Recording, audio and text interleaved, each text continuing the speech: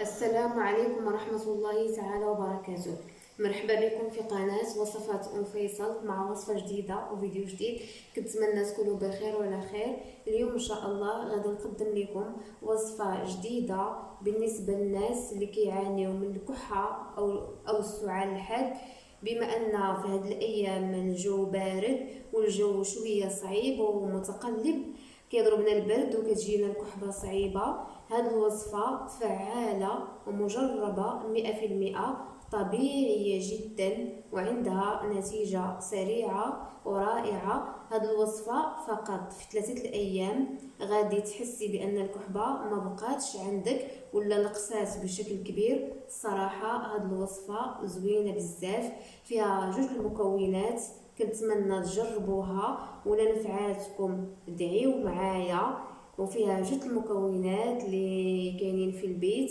المكون الاول اللي هو الكمون البلدي، كنقيوه وكنطحنوه. ضروري يكون الكمون البلدي وكيكون مطحون، وزيت الزيتون. وهذه الوصفه جد سهله وفي متناول الجميع. الكمون كاين في اي بيت، وزيت الزيتون اكيد حتى هو راه كاين في كل بيت. ولهاد الوصفه كنحتاجو ليها ملعقه كبيره ديال الكمون وتقريبا 2 المعالق ديال زيت الزيتون. المهم كنخلطوا هاد الكمون بالزيت. بسم الله. كنديروا شويه الزيت اللي كيخلط لينا، كنحركوا مزيان.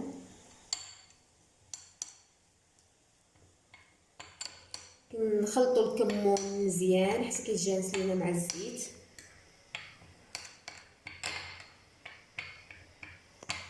شوفوا معايا هاد الوصفه، يعني ملي كنجيو نعسو في الليل، ملي كنجيو نعسو كناكلوها كامله وكنتغطاو مزيان. ومن الاحسن يعني الا بغينا النتيجه تكون يعني سريعه اكثر، كنستنشقوا البخار ديال الزعتر او اليازير، المهم اللي عندكم.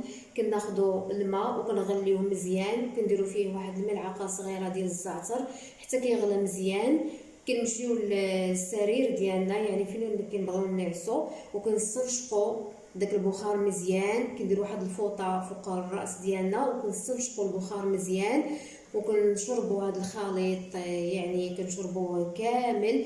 كنتغطاو مزيان وكنعسو مده 3 أيام. كتبان لكم النتيجه، والنتيجه فعلا غتكون رائعه. جربوها على حسابي وردوا عليا في التعليقات ديالكم واش نفعاتكم ولا ما نفعاتكمش. هي اكيد غادي تنفعكم لان كلشي فيها صحي، ما فيه حتى شي ضرر. الى عجبتكم الوصفه ديال اليوم كنتمنى تشاركوها مع الاصدقاء ديالكم، ولا كان شي واحد من العائله ديالكم او الاصدقاء ديالكم كيعاني من الكحبه او السعال، فاعطوها ليه لان غادي يدو فيها اجر كبير. والى اللقاء مع وصفه جديده وفيديو جديد.